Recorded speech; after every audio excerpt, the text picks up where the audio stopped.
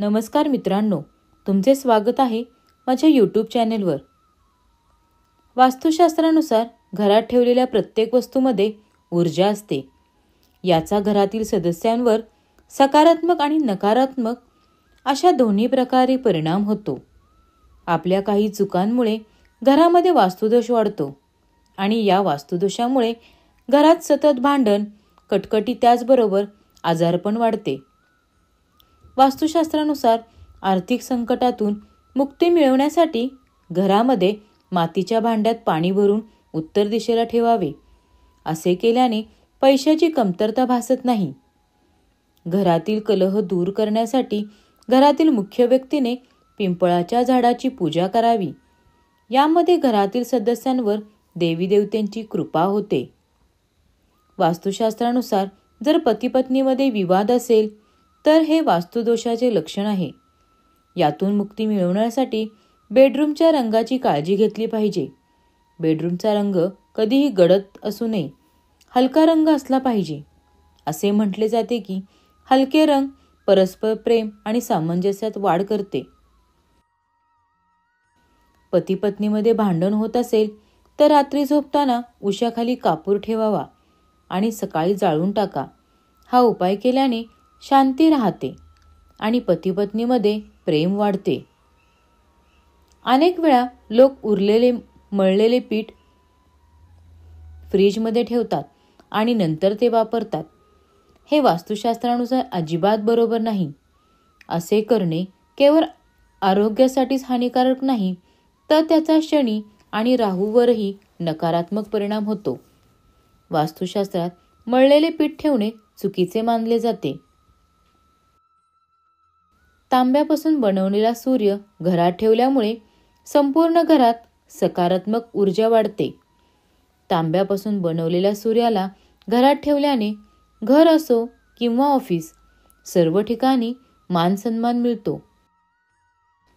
तांब्याच्या सूर्यात प्रभावी आकर्षण शक्ती असते आणि ही शक्ती घरातील नकारात्मक ऊर्जा शोषून घेत आणि चांगल्या गोष्टी आकर्षित करते. त्यामुळे पैसा, संपत्ती आणि नवनवीन संधी मिळण्याच्या दृष्टीनेही हे प्रतीक घरामध्ये लावले जातात. ज्या घरातल्या लोकांना आपापसात मतभेद असतात अशा लोकांनी घरात सूर्याचे प्रतीक आवर्जून लावावा.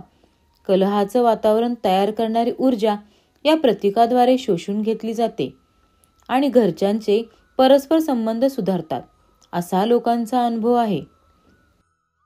मंगल दोषामुळे नोकरीत अडचण येत असेल तर प्रत्येक मंगळवारी अंघोळीच्या पाण्यात लाल फुले आणि लाल चंदन टाकून स्नान करावे. एवढेच नाही तर मंगळाचे रत्न परिधान करा आणि दान करा. याचा तुम्हाला फायदा होईल. वास्तुशास्त्रानुसार घराच्या दिवाणखान्यात 7 घोड्यांचा फोटो किंवा पेंटिंग लावणे खूप शुभ मानले जाते. 7 घोड्यांची ही चित्रे दिवाणखान्याच्या या पूर्व दिशेला लावावीत. यामुळे घरात नेहमी सकारात्मकता आणि सुखशांतीचे वातावरण असते. घरामध्ये वारंवार भांडणे होत असतील तर रात्री झोपण्यापूर्वी पितळी भांड्यात कापूर जाळून संपूर्ण घराला दाखवा. कापुराच्या या उपायाने घरगुती संकटे नष्ट होतात आणि घरात शांती राहते. घरातील अंतर्गत कलह दूर करण्यासाठी मंगळवारी हनुमानजींच्या मंदिरात पंचमुखी दिवा लावावा.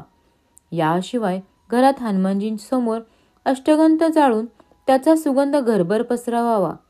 असे केल्याने घरातील नकारात्मक ऊर्जा संपून सकारात्मक ऊर्जा वाहू लागेल आणि घरात सुखशांती नांदेल.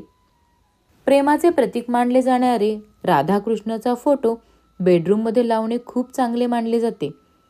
वास्तूनुसार बेडरूममध्ये राधाकृष्णाचे चित्र किंवा मूर्ती नैऋत्य दिशेला ठेवावी.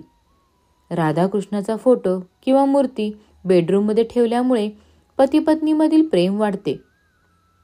घरातील अंतर्गत कलह दूर करण्यासाठी आपण केशर वापरू शकता. अंघोळीच्या पाण्यात चिमूटभर केशर मिसळून अंघोळ करावी. यानंतर घरातील मंदिरात पाठपूजा करून केशराचा टिळा लावावा.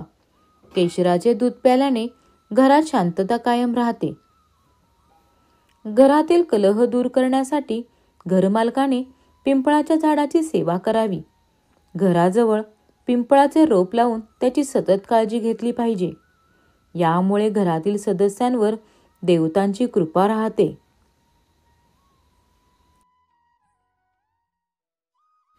असेच नवनवीन व्हिडिओ पाहण्यासाठी आपल्या चॅनलला लाईक करा, शेअर करा आणि सबस्क्राईब करायला विसरू नका.